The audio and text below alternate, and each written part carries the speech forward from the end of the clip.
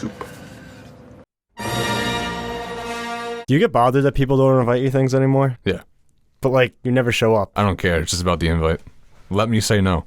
Yeah, I might say yes. That's true. You never know. All right, we went to the movies last night. Would you have came? No. Went to a brewery last weekend in Brooklyn. Would you have came? No. Who you go to breweries with? Yeah, you going to... You didn't go to the brewery. At least I invited you for this. For this? Yes. Yeah, nice little Last Jedi Revisited. Can we start doing, like, really good movies? So, like, when you text me and say, do you want to do a movie? Critically acclaimed movie, you know? We'll do Rush Hour Revisited. How about that? Yo, sign me up. Now we're talking. All three of them?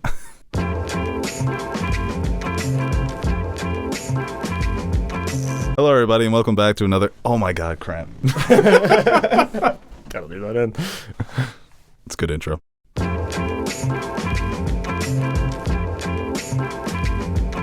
Hello, everybody, and welcome back to another episode of Nerd Soup. I am Beau Oliver, joined here today with Aaron, the Nerd Soup Monkey, and Teddy, and we are here to continue our Star Wars Revisited after a 2-year hiatus. So, keeping in spirit of when these movies and how these movies were released every 2 years. The Last Jedi. Have you guys heard of it? No. Star Wars movie from back in 2017, Episode 8, one of the most highly anticipated movies of all time when it came out. And it is crazy because it's going to be 5 years, but it feels like it's been 15 years ago because of how much people have talked about this movie on the internet. And I feel like there is a difference between the people who live in the internet Star Wars bubble and the normal people who enjoy Star Wars as casual fans who watched this movie, were satisfied with it, and came back for the next one in 2 years. But for us, It's mentally draining. it is. I don't understand all of, like, the complete hatred for this movie. I really didn't. I had fun with it. I enjoyed it. I think Adam Driver was great. Daisy Ridley was great. Oscar Isaac, Mark Hamill, they all did great jobs. Apart from... I'll give you $20. You can name the rest of the cast. No chance. Cara Fisher. There you go. Yeah, you gave up too early. Who's the lady with the purple hair? You can name that actress. I'll literally give you $20. $20 I gave you the other day. Yeah, I'll lend you. I know. I don't know. I Venmo you back for that, by the way. Yeah, I know. Okay. She played Harold. Trying to make me sound cheap on the... Can you give me that? What'd you say? She played Harold. Oh, Holdo. I brought it back. Holdo. Admiral Harry. It started with an H. Can you give me that much? Yeah, fair enough. Here you go. Apart from, like, Finn and the Finn and Rose story and the Canto Bight scene, I really didn't hate this movie.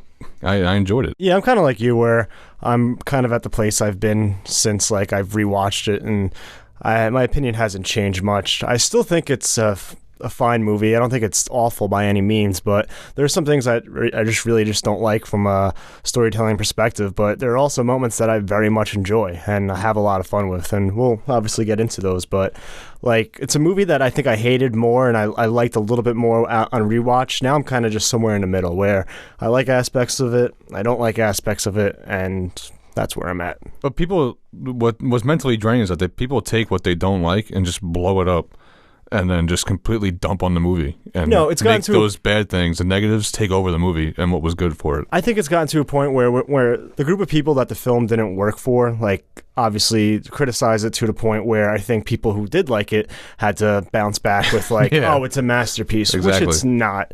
I mean, I think, like, I've seen people call it a masterpiece and then criticize some aspects of it, which is fine, but, like, then it's not really a masterpiece. And I don't think it's even close to one of the better Star Wars films. I think the first one's better.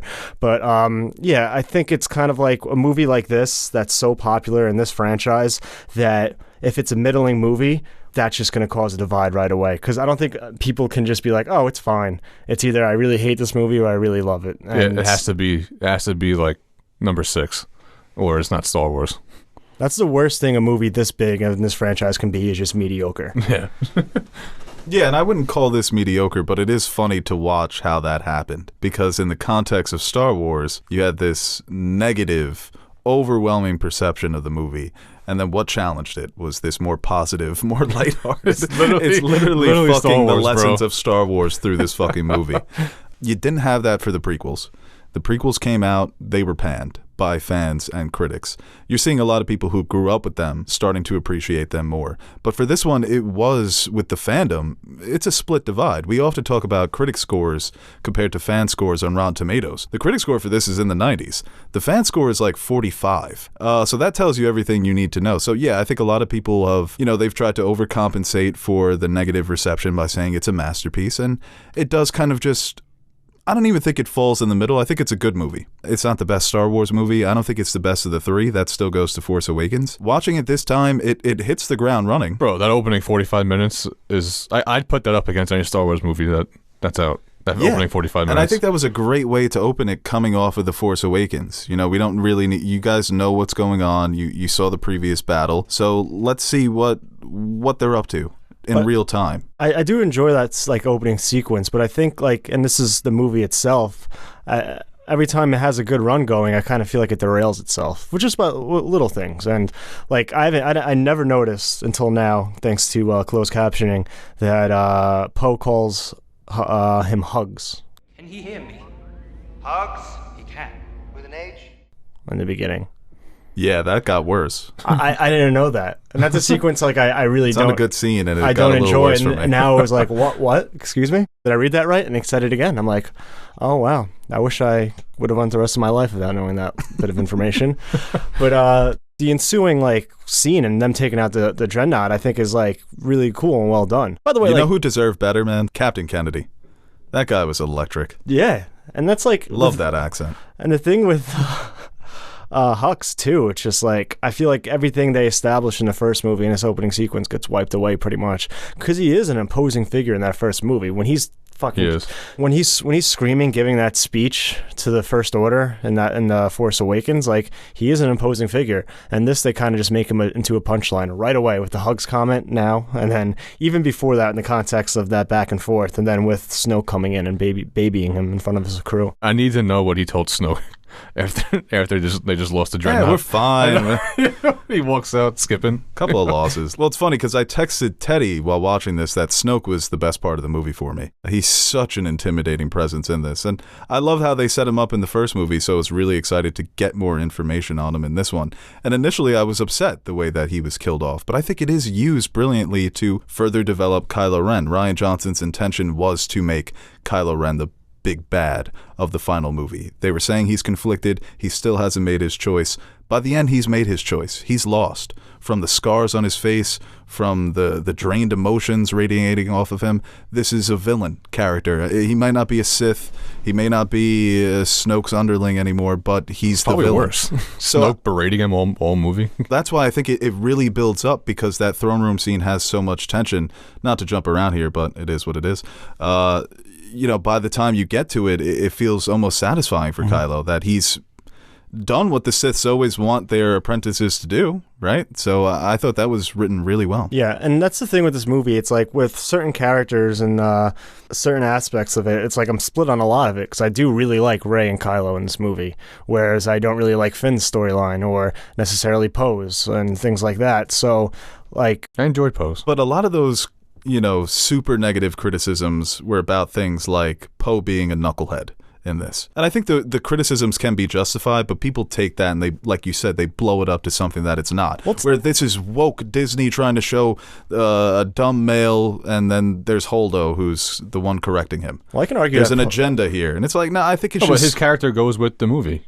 He's the hot gun. At the end of the movie, he realizes that he can't be like that anymore, and he's the one that essentially saves them. Well, makes them all realize we got to leave. I just think that whole other plot, if you remove the Rey and Kylo things, that whole what the other characters are doing is a bit it's just sloppy. Yeah, definitely. Poe is kind of right, because they're tracking him. They had to take the Dreadnought out anyway, right? If they're tracking him through, because then they would have just made the jump, and then it would have been right behind him again. So I guess he was right. But I think that whole especially with the Poe and the Holdo thing, it's It's weird because I think you can argue in terms of like what's the best way to do it if she's in charge and wants to kind of put her foot down, but at the same time, like also I can understand like why it would be a better idea just to fill in your people about what you're doing, what the plan is, because that unintended consequences of that pretty much spurs Finn's whole storyline into a side mission that doesn't work out at the end and ends up costing them when they're able to find out that they have the ships going to the planet and that's why they get destroyed. You know, I literally texted Beau the exact same thing. That whole thing would have been avoided if they just would have been like, here's our plan, and this is what we're doing. But right, but he's also like some no-name that she doesn't even know. Like in normal times, if you're a captain questioning the commander of an army, you're going to get shot. Yeah, but she knows that like Princess Leia and, but I think it was Poe just were like this though. They're intertwining.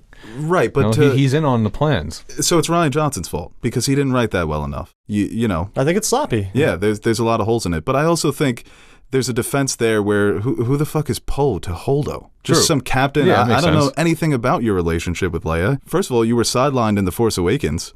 So I know that they're trying to give you some more screen time here, Flyboy, but cool it a bit. I'm Laura Dern. I was in the Jurassic Park movies. My dad is Bruce Dern. Laura Dern. But all that happens. It's going to be a good video. Because, and that's what causes Finn to go on his mission, and which causes them to have the retreat to the, it all makes sense within the confines of the film itself, but on the outside looking in, obviously there are easier ways to avoid that. And I think even when they have that reaction with Leia, when they're like, "Oh, I kind of like him," they obviously she does kind of know who Poe is, and that comes off really stupid though, because he straight up tried to mutiny. Yes, and he's C-3PO was like, "I'm out," and he's not the only one that wants to mutiny in this dire situation. So I don't know, I'm not a general, or I've never given that power, but I feel like I would be like, "Hey guys, just trust me on this." Everyone relax. I got a plan. There's a planet there, and we could do that. It was a good plan. But no, if that happened, then right. Well, she tells him the plan, and then he goes ahead and does it anyway. Either way, he was doing it. Yeah, if she said no, there's a planet we're gonna escape to, and he goes, "That's not good enough, Finn." No, but he loves the idea when he hears it. Yeah, he loves it at the end when they've got no more cards to play. Yeah.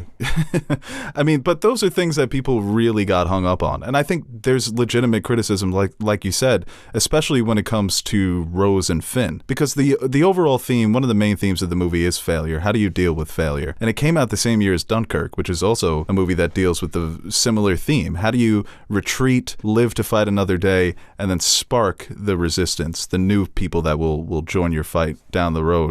But what Finn and Rose are doing, it does to this day feel like an episode of the Clone Wars. From the CGI, from Canto Bight, that whole setting. It's a good idea. It's good on paper. DJ Benicio del Toro's character schooling Finn on how the world actually works. There are no good guys or bad guys to arms dealers. But once again, it is all very clunky and sloppy, and it feels like Rian Johnson wanted to make a movie, I said this before, about Rey and Kylo, and he was forced to do this side character stuff. Well, yeah, and that's very apparent in the Finn character, too, because, it's a meme at this point, fascination with Rey, and it's kind of just takes away from his character, where that's his whole motivation. And I think that even goes into the whole Canto Bight thing, because the messaging and kind of what comes out of that with the whole, I don't even know what those horses are called, but Matadors. But when they're all oh, now it's worth it, and then she releases the horse, no, now it's worth it. It's no, your friends are being massacred, so if you don't get this information and go back and help them, then none of it's worth it. That's another thing about this movie, is that out of all the Star Wars movies, obviously the Death Star has blown up planets, but I wonder if this is the most death we've seen, because they are just being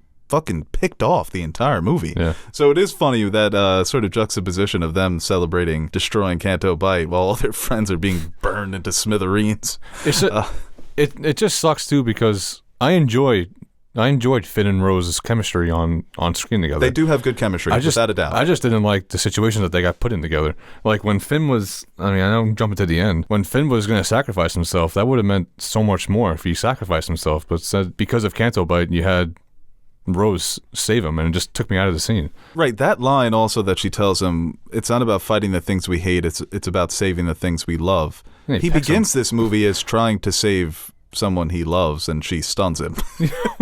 Literally. So what lesson?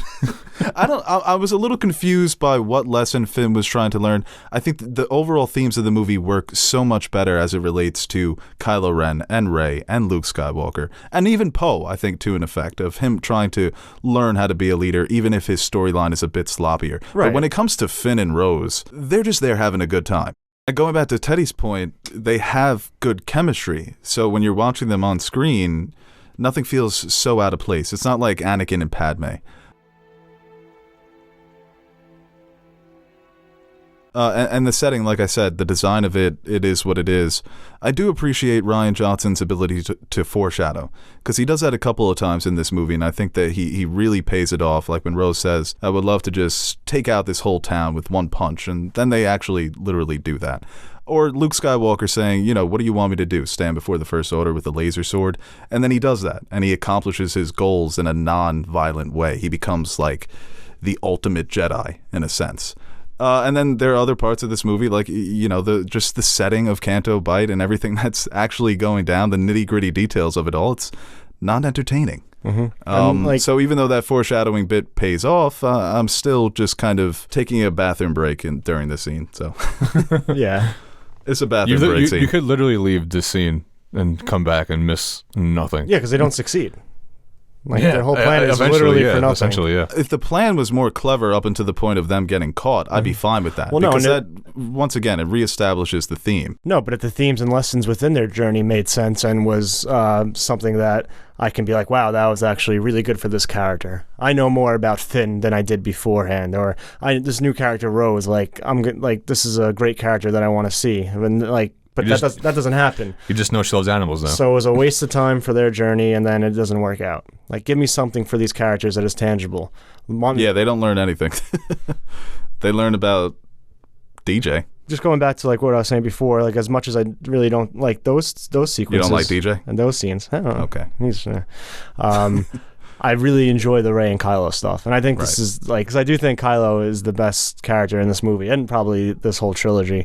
Their relationship and the way they kind of expanded upon the Force, I really enjoyed, and a lot of discussion around their use of the Force has been another topic of discussion when it comes to Star Wars fans, and I'm kind of split. I do very much like that aspect of it, but the Leia Force scene I think could have been done a lot better. Yeah, the Leia Force scene was something I defended for years. But now it should have been a better moment. Stopping debris from falling on somebody, pushing something. Or her containing the blast just enough to kind of survive. Yeah. Going God mode. What was her force scene at the end with the rocks? That was her force scene? No, Leia's force. Leia. Oh, Leia. Yeah. Leia. I thought you said Rey. Mary Poppins. She's floating through the air. When she saved herself.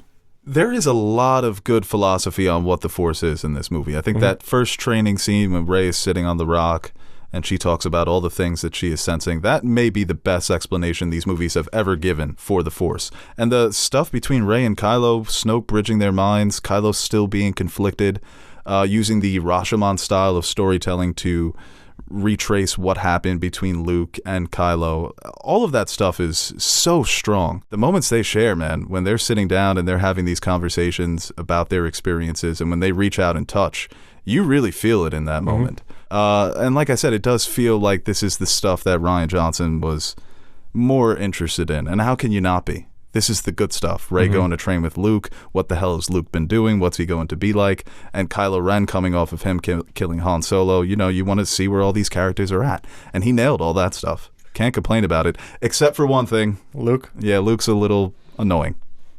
He's grumpy, babyish. He's still annoying to me at times. I think there's a better way that you can portray stubbornness and arrogance so dead set in your beliefs by giving him a bit more swagger, a bit more confidence.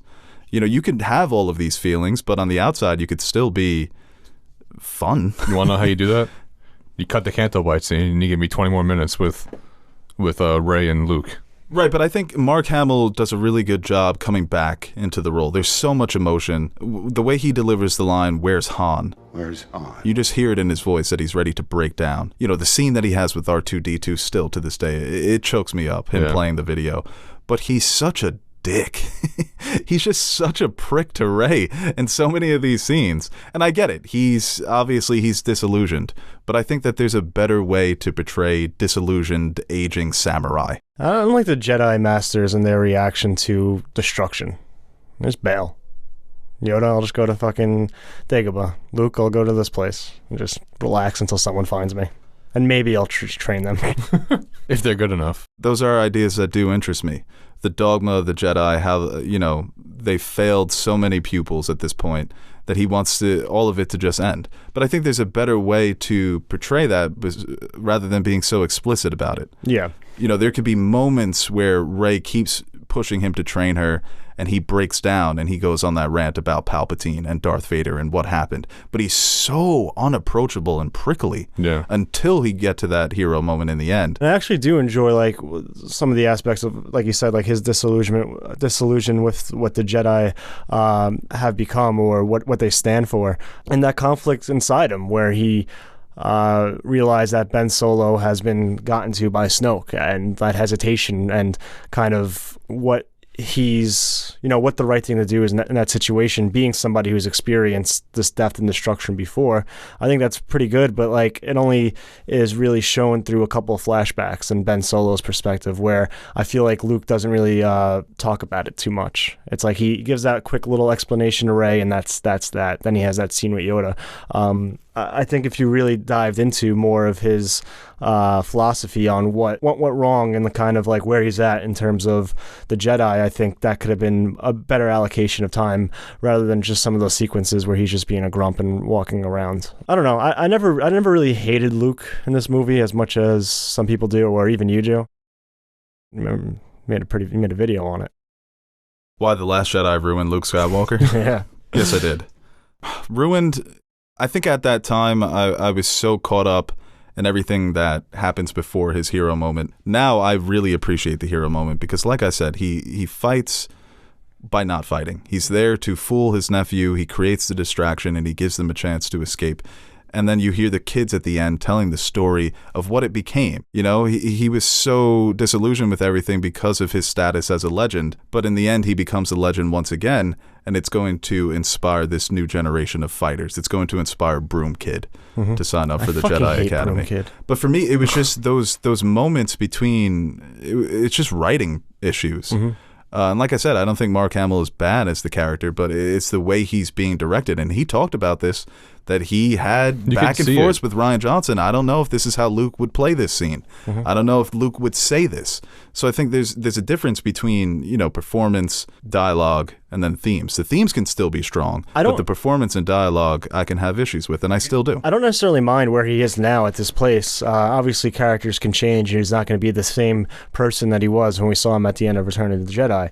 I don't think they do a well enough job bridging that gap, where I'm like, okay, now I understand where he is. The way he throws the lightsaber, I don't mind him throwing the lightsaber, but it's done for such comedic effect. I think it would have been funnier on its own if a more confident Luke would have looked her dead in the eyes, threw it away, and maybe gave her a little smirk. But he walks away like a little kid who just got told he can't have McDonald's.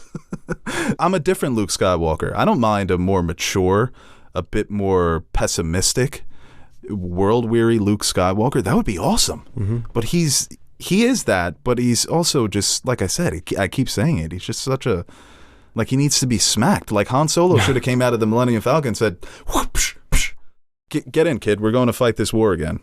Stop being such a baby. All right, guys, now before we get to the second half of this review, I want to give a quick shout out to our sponsor, and that would be Smile Brilliant. Anyone who suffers from grinding in their sleep will tell you just how uncomfortable and painful it can be, myself included. But after using one of Smile Brilliant's custom-fitted night guards, you'll be able to sleep comfortably through the night without worrying about the potential damage of grinding in your sleep. Preventing the damage to your teeth is much easier and less expensive than seeking a cure, and if you're one of the 40 million Americans damaging their teeth because of night grinding, head on over to smilebrilliant.com and use our promo code NERDSOUP at checkout for 20% off all products. And while you're there, you can check out the other products they offer to promote dental health and safety. And remember, use our promo code NERDSOUP for 20% off all purchases. You can find the link to their website in our description box below, so don't wait, hit the link, and take care of your teeth. I just think the thing that doesn't make sense the most is, like, you understand why he has this disillusionment because of all that happened with Ben, and he feels like he failed him, but the part that's still, like, I just can't connect is him just being like, okay, I fucked up, or I failed Ben Solo, and, the Jedi Order is a joke, and blah, blah, blah. I'm just going to go hide away at this Jedi temple for the rest of my days. But he's while absolute chaos is taking over But he's putting it all on himself, though. And, like he's putting like the weight of the universe on himself. Yeah, so strap up your shoes and do something about it. He tried and he fucked up. And he started Kylo Ren. Right, but that's I his wish, problem. Do it again. Yeah. I'm reviewing it based on what I would have wanted to see, but I wish that was a bit less obvious for the audience. And he gets that moment. Ray says it, man. Ray says it. You thought his choice was made already. Then you turned on him. I wish he would have came to that realization in a more natural way, because they bring in Yoda, and I think it's a beautifully written scene. The Yoda dialogue by Rian Johnson is perfect, and I think it's up there with one of the best Luke and Yoda scenes, because those are the best parts of Empire Strikes Back. So for him to create a scene this strong is impressive. But you're bringing in a fan favorite to get Luke to this point where I wish Luke could have got there on his own. Right. Because it feels like once so again. So you're thinking, so what you want is Yoda's Luke when Rey comes to town. Something like that. Because when Yoda shows up to tell Luke, you're still a fucking idiot and I'm going to burn down this library. And Luke's like, yeah, you're right. It's a classic Luke and Yoda scene, but Luke's not a kid anymore. But in this scene, he feels like a dumbass kid again. I guess you're right. He should know this. Right, he should know this. And like I said, I still think it's a good scene, but I don't want to get too hung up on Luke. Maybe go more to Rey and Kylo Ren, because once again, their relationship is the strongest part of this movie. Mm-hmm. And they're both what drives the movie. Yeah, it drives the movie. They're both so alone, and they find some comfort in each other. And I think that's a really interesting way to frame a relationship between Jedi and Sith. Yeah, and especially like how it kind of builds through those scenes when they're connected by the Force. And I think that like that's pretty well done. Like just obviously it's a little contentious at first. Last time they met, she pieced them up in the forest. But I think sandwiching those scenes with stuff like with what Rey is talking to Luke about, and how Snoke and Kylo's relationship unfolds, I think adds so much more layers to their characters. So when they meet, they kind of are taking all of that frustrations and what they are learning to those meetings and kind of letting it all out in those moments. And I think that really helps drive the connection between the two. That scene between Kylo Ren and Snoke is so funny to me. He is just dressing down Kylo Ren, tells him to take off that stupid mask, and you see all the conflict there within him. Adam Driver has become one of the most respected actors over the last few years, but this is when he became, I guess, an international star. You get the Star Wars role, and he brings just so much acting ability to these movies, where, I don't want to criticize any actors that were in this franchise before him, but he may be the best actor to ever be in a Star Wars movie. In terms of just pure acting ability, the way he's able to twitch his eye in those moments where he's being pressured when he has the conflict. Bro, you visually see the conflict in his face. Dude, when he smashes the mask, those close up on his eyes, yeah, you could see the goodness of it. Yeah. Without a doubt, man. He's the MVP of this movie from an acting standpoint. And like I said, where he ends up in the end, it is truly tragic. You feel so much worse for Kylo Ren than you ever did for Anakin Skywalker. So it's almost like they redid that and made it better for a new generation.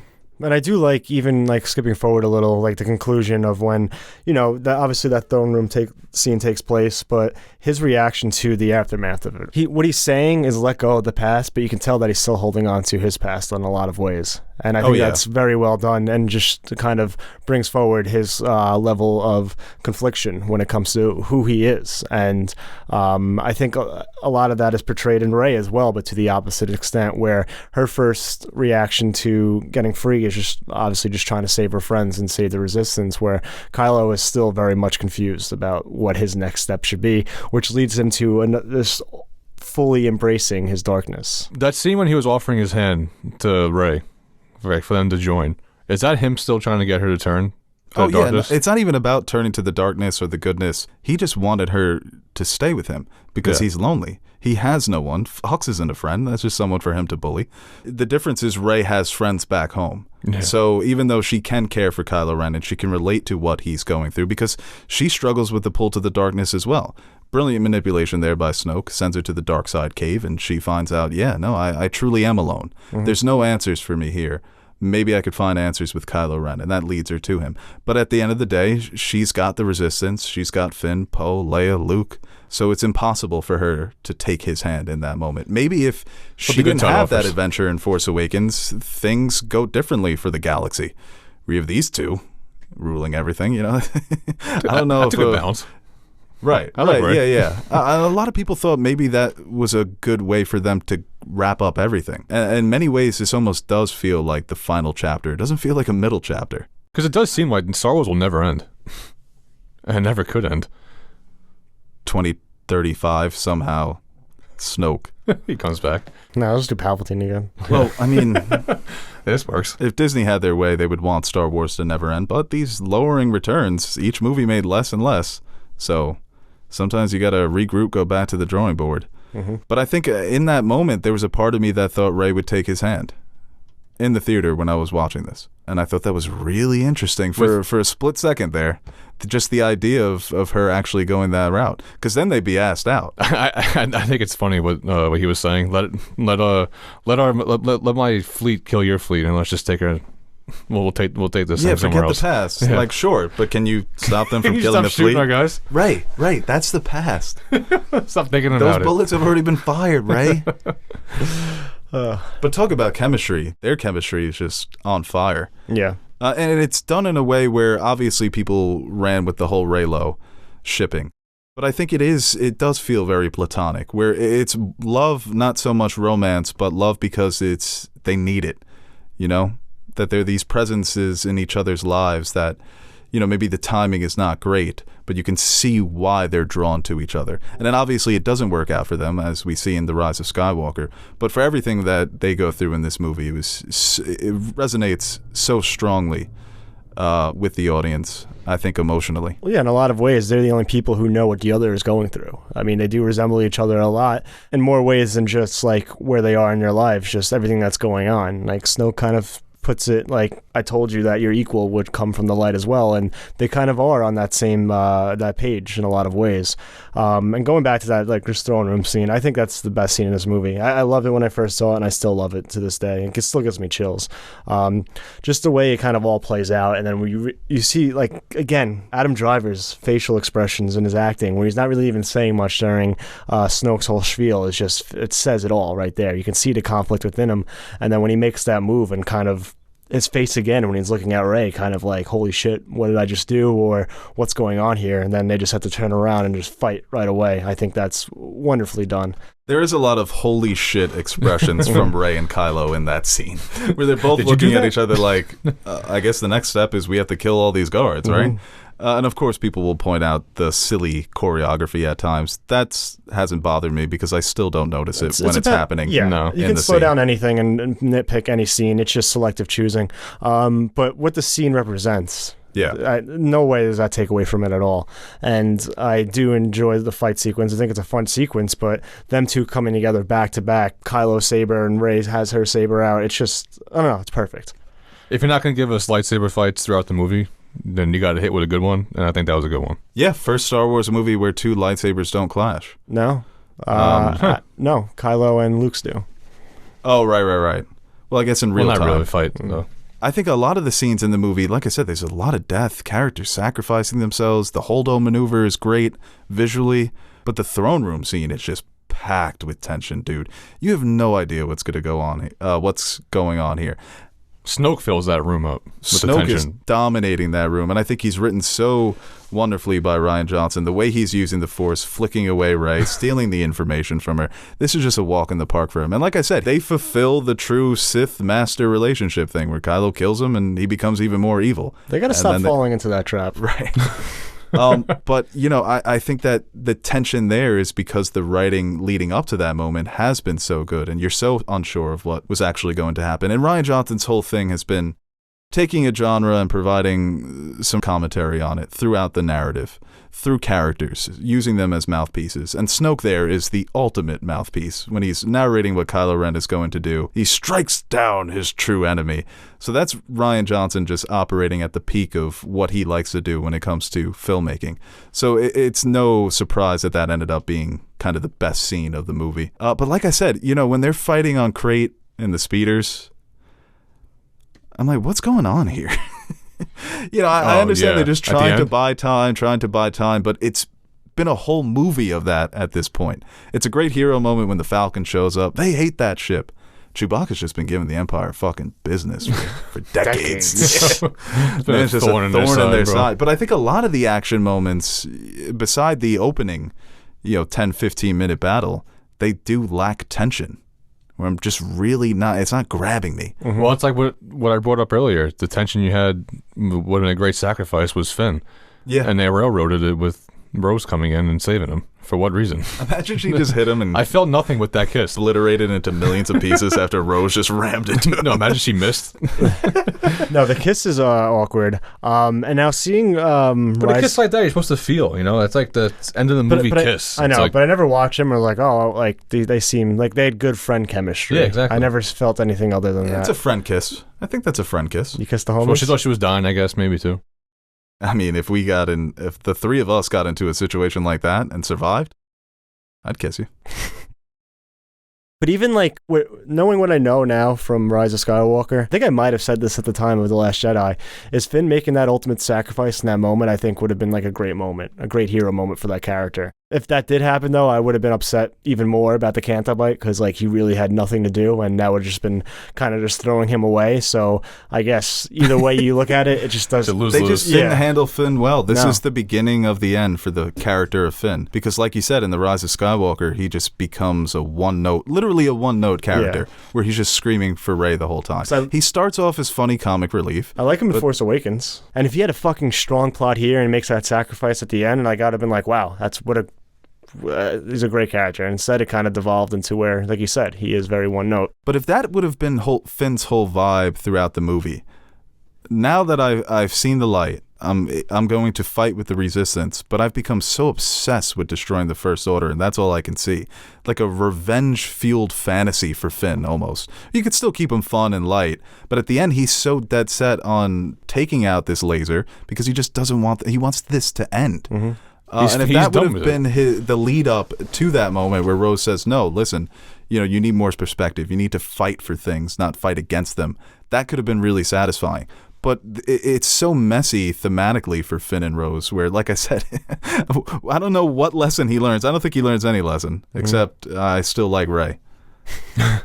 And Rose, why'd you kiss me? What the hell? And she got, Kelly Marie Tran, we should mention this, she got so much unfair criticism from the fans, ran her off of social media for a character who, is she a great character? No. But she's just there having fun. Like I said, they're just there having fun, Finn and Rose. I don't think there's any fucking crime in that. If anything, you should feel bad for her. You should say Kelly Marie Tran deserved better, not Rose Tico made the movie worse. No, that's lazy. Yeah. It's just a pin, especially just on that character alone when there's, like, I think other more apparent problems with the film. It's ridiculous. And I think, it's not the first time Star Wars fans have done that to an actor.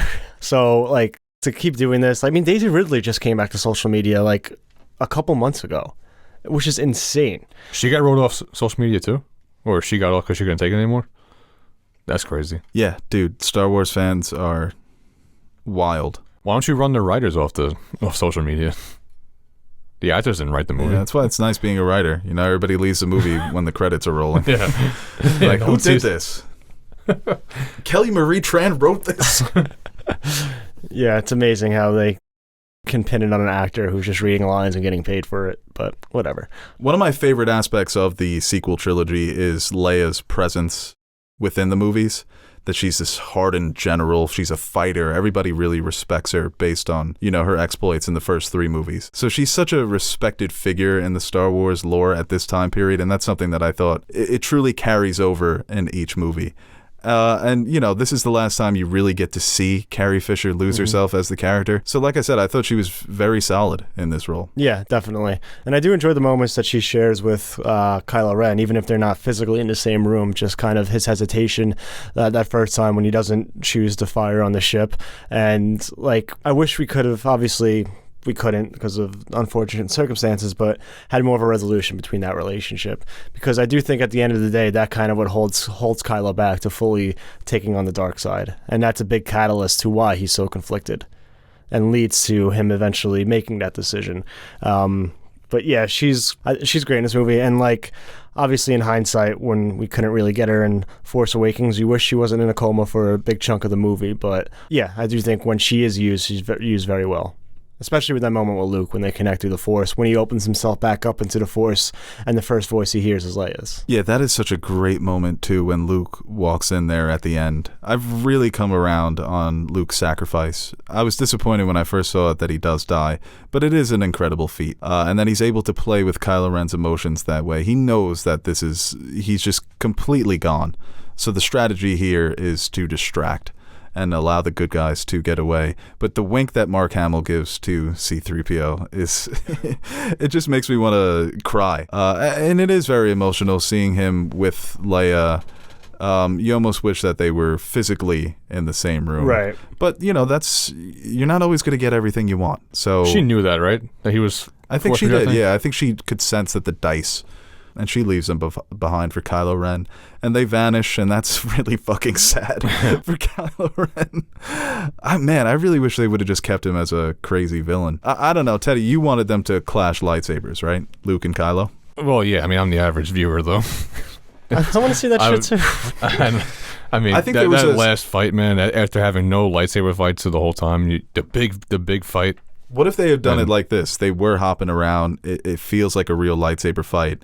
And then Kylo gets the killing blow. That's what I want. And it goes through That's him. exactly what I want. And that could have been for the audience and for Kylo. Because even the first time I watched it, you pick up on... Obi-Wan They're him. Not going to fight. Right, yeah. He did Obi-Wan him. but Obi-Wan from here's heaven, the thing, though, that's my boy. I can't tell if it's time healing everything or just watching it a couple times and understanding what's really happening, because I too have come around on that Mark Hamill ending. Because it is amazing what he did. He mind-fucked him so bad. Yeah. And I think he's toying with how immature Kylo is, and he couldn't see past Luke. Yeah, and I also like Kylo, and I can't stand the criticism that he's just just moody, angsty teen type villain, but I do like how unhinged he is at this point, because he's truly lost here, and I think it's portrayed wonderfully. And but I do think it goes back to just the franchise as a whole, or the trilogy as a whole, having no cohesive plan, because that's kind of it. The way it goes from this Kylo in this movie to the next movie, I think, is very it's not well done or well thought of. I just want them to pick. Is he going to be dark or good? I'm not a big fan of him just going back and forth, of being this big bad for an hour and a half and then something happens and he's back to good. No, I think looking back on it, I think this should have been the conclusive. I picked my side. Exactly. I'm here. Oh yeah, 100%. And they fucked up Rise of Skywalker because of that. Mm-hmm. Because they didn't stick with what Rian Johnson set up. What Kathleen Kennedy did for The Last Jedi is something you rarely see from blockbuster producers. Here, director, write and do anything you want. Normally that's praised. That's what we desperately want to see from these studios. Let the creators, let the artists tell their stories. However, when it comes to a trilogy, when you're doing 3 movies, that may not be the best approach. And I think it was proven not to be. No, it's here. Do what you want, but do it for all 3 movies. You're in charge. Right. So for them to go from Abrams to Rian Johnson, back to Abrams, 2 guys who are on the opposite ends of the spectrum when it comes to how they make movies, she just fucked it up a little. She's a legendary career. So many people said, oh, she hates Star Wars, she hates men, she's got this agenda. I think she just fucked it up. She tried to do the right thing by giving this directorial freedom, saw the response, panicked, went back to Abrams, and it became a mess. So I don't think that there was any ulterior motive here. I think she just flubbed it up. Sometimes she took an L. Sometimes when it's this big, when so many eyeballs are on it, you're going to get a lot of responses naturally. But I don't think it was anything more than they made a mistake. The biggest mistake, though, it costs so much, though, is not at least it's so unharmonious. Kylo Ren in Rise of Skywalker is not this Kylo Ren. He's just not. It's literally like they rebooted it where Last Jedi never happened, because he's just going through the same exact thing and making the choice the other way this time. Yeah, it's like an alternate ending. Yeah. It's like, this is what if Kylo decided to be good after the throne room scene. Yeah. Just watching the scene of him telling Rey that her parents are junk traders, and then watching him telling her that she's a Palpatine, it's hilarious. It just feels like you're watching a retcon in real time. That scene was hard to watch. You felt for Rey when he was telling her what her parents are. Yeah, in the context of the movie, it really does work. Yeah. And I think that's also another hard idea to watch that, like you felt bad, like you felt horrible for Rey, like hearing this. And it's a new idea that Rian Johnson introduces, that the Chosen One can be anyone. They don't have to have a legacy name. Wasn't that what the ending was? Stupid broom kid. Yeah, broom kid. Right, and then, never mind, she's a Palpatine. So the inconsistency here Actually, never is- mind. She's a Skywalker. Yeah, she's a Skywalker. And she's got a yellow saber. I like the yellow saber though. Yellow saber's fresh. What color would you pick? Take away red is bad, blue is good. Well, does this answer your question? So you'd be dark. Nah, I keep a blue one when I'm in better moods, but I've been grumpy lately, so I keep the red kyber crystal in. A green is classic for me. I love that green saber. Is there like a white saber? White would be dope. There is. Yeah, Ahsoka. Remember? Oh yeah. I'd take that white saber all day. Yeah, I'll take the lightsabers. When it comes to the side characters, I know people have issues with them as well. C-3PO, R2-D2, Chewbacca. It's not anything they necessarily do, but it's that they don't get a lot of screen time. Listen, man, this is a Star Wars for a new generation. BB-8's the star here. Mm-hmm. Exactly. And he He wasn't did a as good job. I think he did good. He's not as funny as R2. I mean, R2 is legendary, but R2 is gets his job done. Genuinely hilarious. I mean, Chewbacca, like I said, he's there. Let him eat those porgs. Those porgs were looking real good. But that's an issue that I can't really have with this movie because it feels like such a nitpick at this point. There are more legitimate issues than I have than C-3PO, R2, and Chewbacca didn't get enough screen time. But, well, you know what the problem is? People take that point, and that's like the points you see on social media. Right, or people saying, why is Luke drinking milk out of that cow? Yeah. Oh, they made Luke such a pussy. Green milk sucks, by the way. Phasma did nothing again.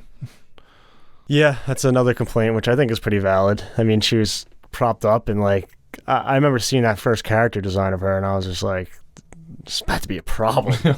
Gwendolyn Christie coming off of playing Brienne of Tarth.